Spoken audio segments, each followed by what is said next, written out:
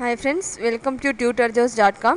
நாம் இப்போ பார்க்க போகிறது Illustrator CS3ல வந்துட்டு மேஜிக் ஸ்டிக் எப்படி கிரியேட் பண்ணுறது அப்படிங்கிறது பார்ட் 1 பார்க்க போகிறோம்.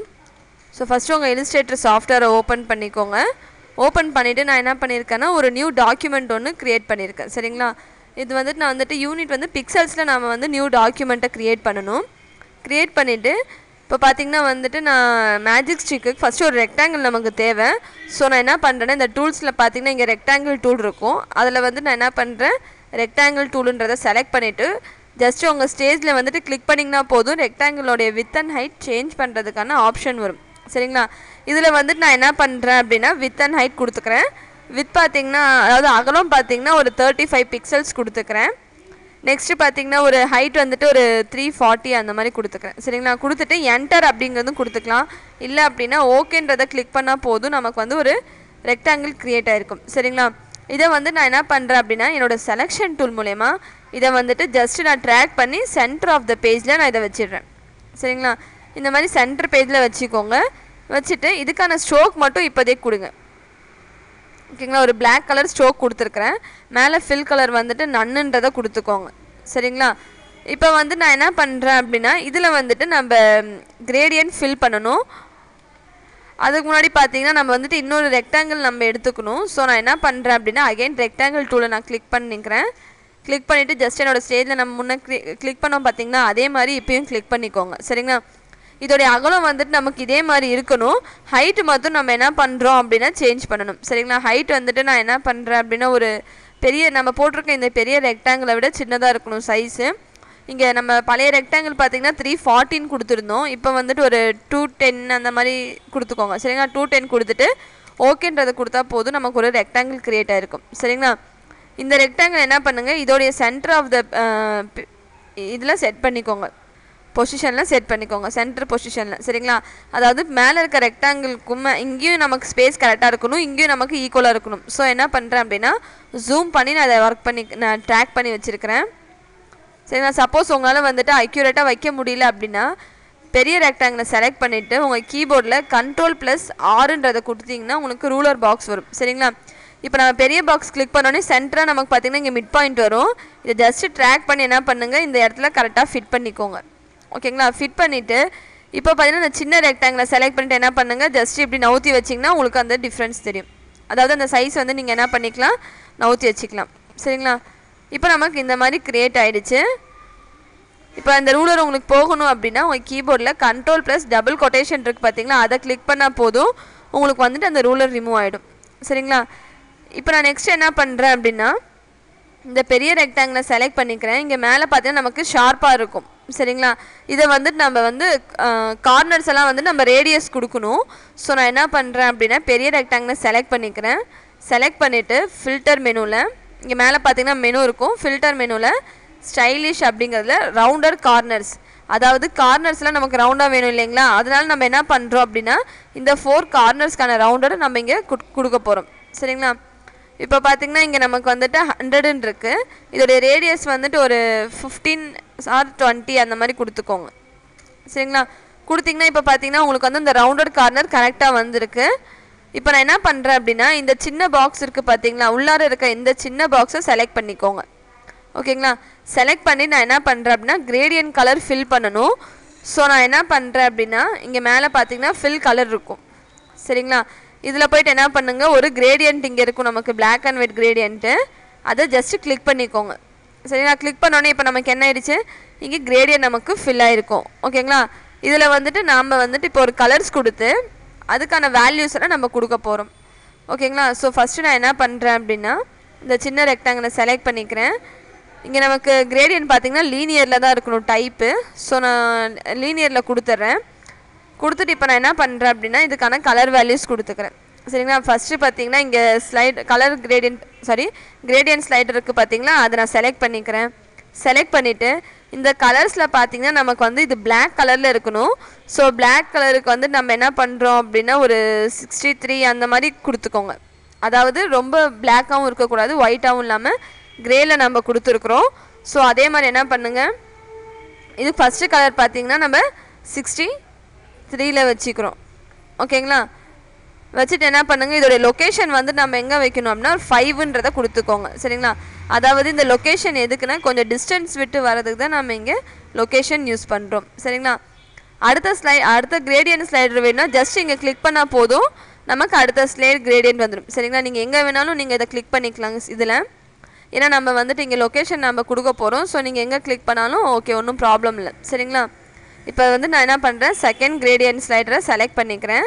செலக்ட் பண்ணிவிட்டு இதுக்கு வந்து நான் என்ன பண்ணுறேன், பிளாக் வந்துட்டு கம்ப்ளீட்டாக 100ல் வச்சுக்கிறேன். இங்கே கீழே பார்த்தீங்கன்னா உங்களுக்கு கலர்ஸ்ன்னு இருக்கும், அது எடுத்துக்கோங்க. சரிங்களா? சப்போஸ் உங்கள் விண்டோஸில் வந்துட்டு இந்த கலருன்ற பேனலோட ஆப்ஷன் இல்லை அப்படின்னா விண்டோஸ் மெனுக்குள்ளார பார்த்தீங்கன்னா இங்கே கலருன்னு இருக்கும், அதுக்கான ஷார்ட்கட் கீ வந்துட்டு F6. சரிங்களா? அது கொடுத்துக்கோங்க. ஓகேங்களா? இப்போ செகண்ட் கலர் வந்துட்டு பிளாக் கலரில் கொடுத்துருக்குறோம். அதே மாதிரி இதுக்கான லொக்கேஷன் பார்த்தீங்கன்னா இங்கே நம்ம என்ன பண்ணுறோம், கிரேடியன்ட்டில் லொக்கேஷனில் போயிட்டு 50 அப்படிங்கிறத கொடுத்துட்றோம். சரிங்களா? இப்போ நெக்ஸ்ட் வந்துட்டு தேர்டு கிரேடியன்ட் நான் செலக்ட் பண்ணியிருக்கேன்.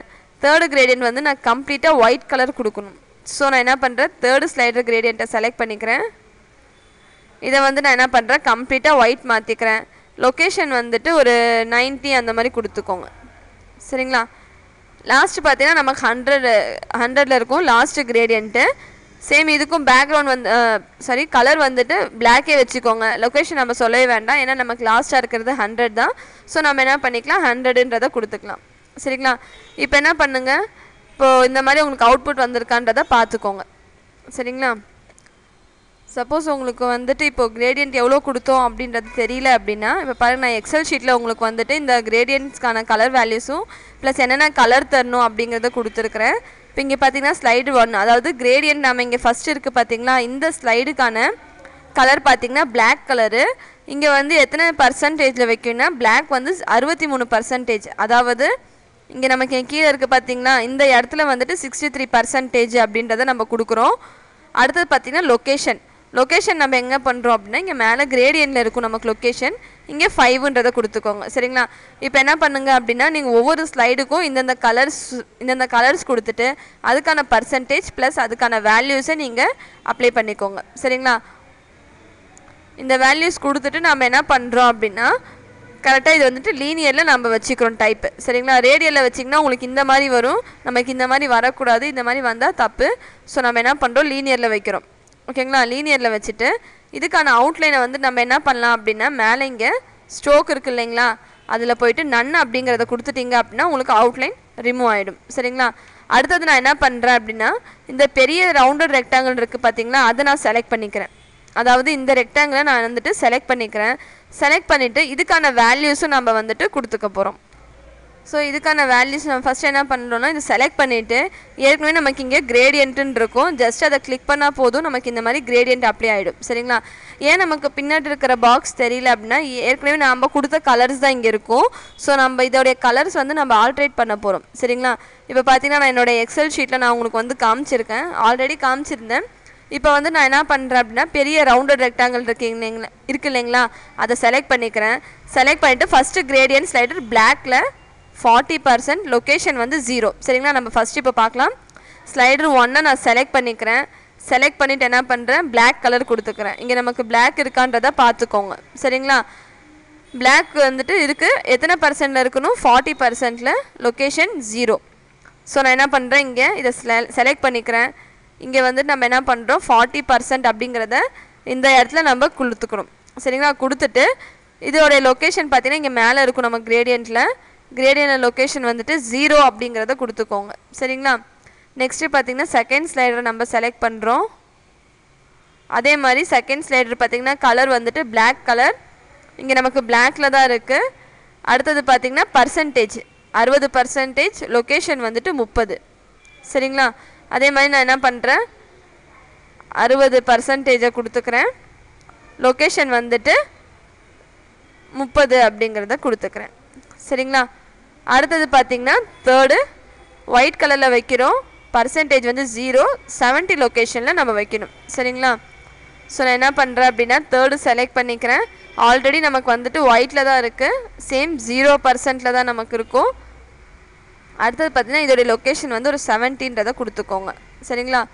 நெக்ஸ்ட்டு லாஸ்ட்டு கிரேடியன்ட், இது வந்துட்டு பர்சன்டேஜ் 30 இருக்கணும். நமக்கு இங்கே கலர்ஸ் இருக்குது இல்லைங்களா, இந்த இடத்துல 30ன்னு இருக்கணும். 30 கொடுத்துக்கோங்க. லொக்கேஷன் வந்துட்டு 100ல் இருக்கணும்.